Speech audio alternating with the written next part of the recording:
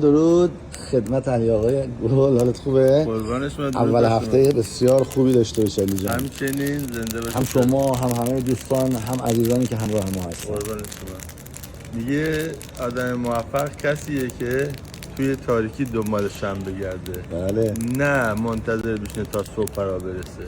درود بر شما. شما. زنده باشی.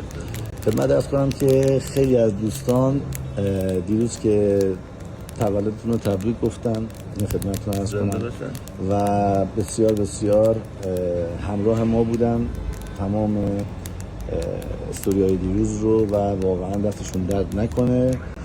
تولدتون دوباره تبریک میگم.